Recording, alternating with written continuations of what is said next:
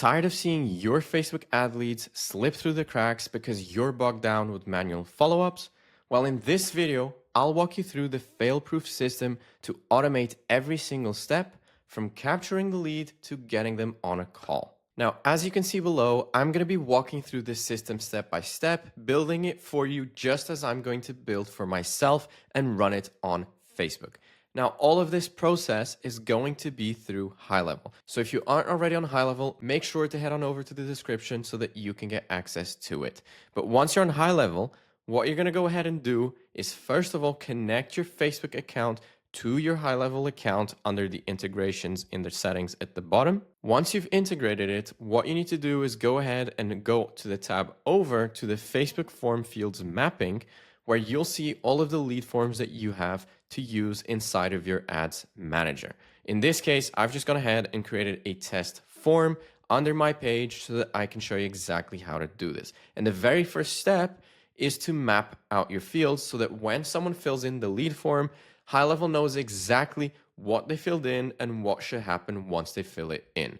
In this case, I'm going to press map fields. As I'm only asking for their email and their full names, GoHighLevel has automatically detected that these are the corresponding fields inside of GoHighLevel, and so they are going to be populated this way. Now, let's say that you have any other questions that you ask. What you need to do is you need to make sure to create custom fields underneath the custom fields over here on the left. And once you save them, when you go into map fields, you'll be able to see all of the custom fields that you have created to add inside of this map fields setting. Once you're satisfied, go ahead and press save. And now we go to the meat and potatoes, the actual automation.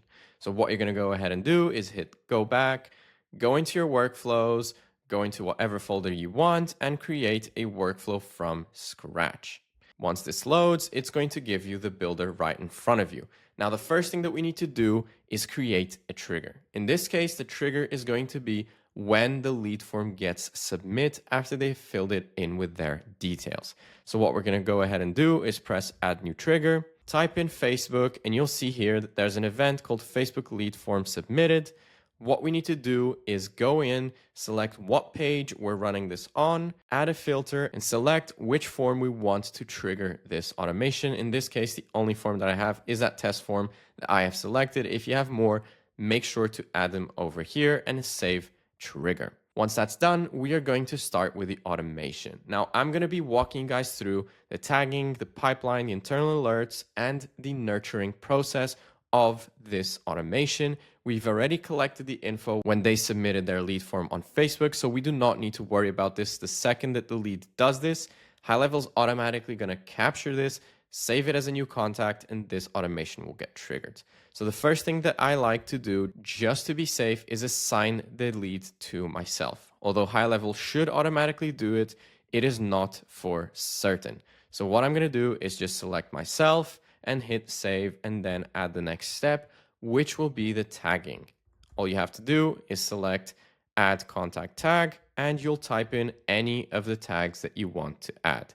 In my case, the tags that interest me are Facebook ads, or if you want to be more specific, we can always type Facebook ads lead form and create a new tag that way and then just save. In that case, that's what I'm going to do because I am running all ads. And so not all of them are lead forms. I want to know exactly who's coming in from lead forms. Once you've saved it, go ahead and top right, save it again, just so that you don't lose any progress. And the next step is the pipeline. In my case, I've already created the pipeline, so I don't need to create one. What you need to do is search opportunity, and where it says create an update opportunity, you're going to select this one. You're going to select which pipeline it's in, which stage you want them to go in. I'm going to select the lead in and what their opportunity name is. Now, in this case, I'm going to use a custom value by pressing this little tag button on the side, selecting contact and full name. So this automatically replaces with their full name.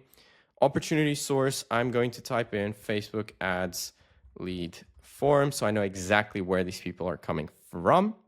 Lead value, let's say that they'll be worth a potential $67 or $97 or whatever. Make sure to write it here. In my case, I would rather just have 0 here. Only when they purchase something from me would I like to add a number in here. In terms of status, I usually select open. I don't really mess around with the one lost or abandoned because more often than not, when you go into the opportunities, the filter by default is open. And so if you have anyone under one, odds are that you're not going to see them. And then you're going to be wondering why you're not seeing them, where they went, what happened. And then all that was happening was that the filter was to one. So I just leave it to status open, and I'm not going to tick any of these boxes at the end because I don't want to allow the opportunity to move to any previous stage in the pipeline, and I do not want duplicate opportunities to come in. Next up, after that, we have the internal notification. Now, this is extremely important if you're asking for phone numbers or emails. Now, why? The reason for this is because, especially if you're asking for phone numbers and you don't have a system like what we're creating here, you'll want to be on top of this lead the second that they come in. The more you wait, the higher the odds are that you're never going to hear back from them.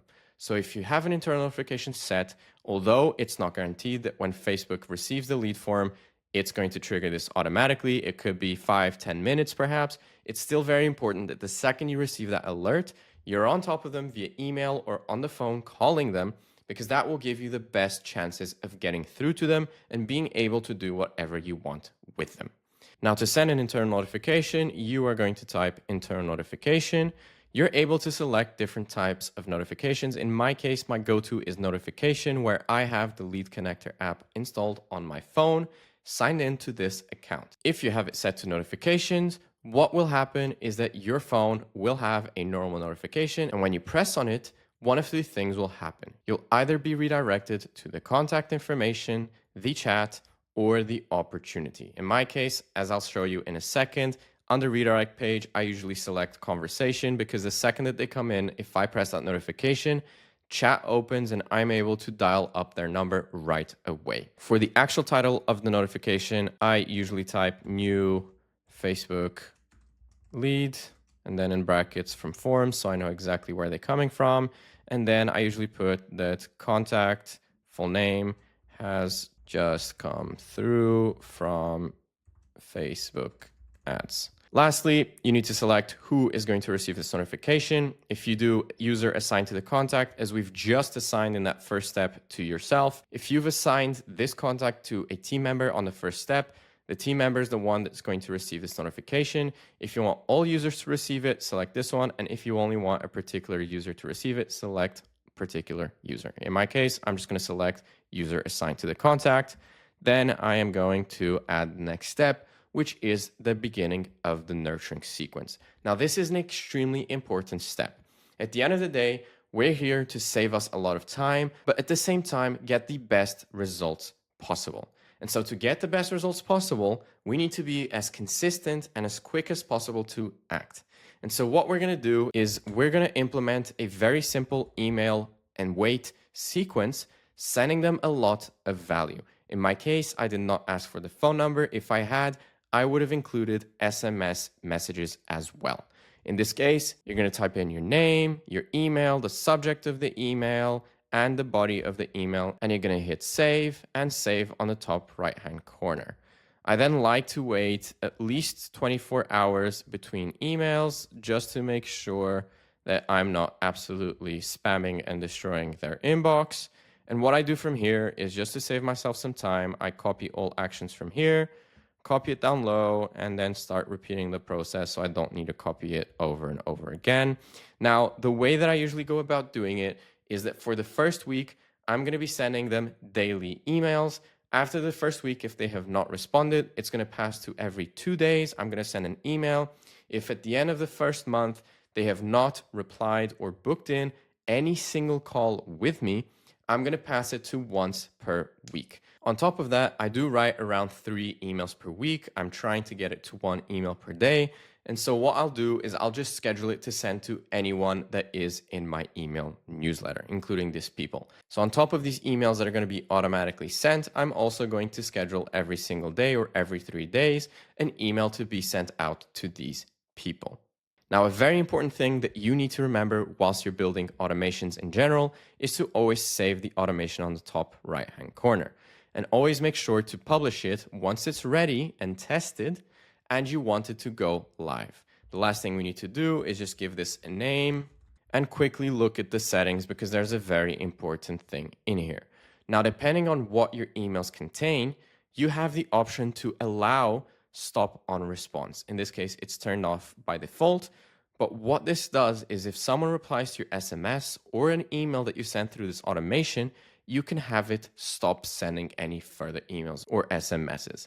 Now, again, it really depends on what you guys are sending. In my case, I don't want it to stop. I only want it to stop if people book in a call. And so I'm not going to turn this on. I would also highly recommend turning off allow multiple opportunities, because if this person just submits the ad again and again and again, they're going to be receiving a lot of emails and this automation is going to get triggered over and over again.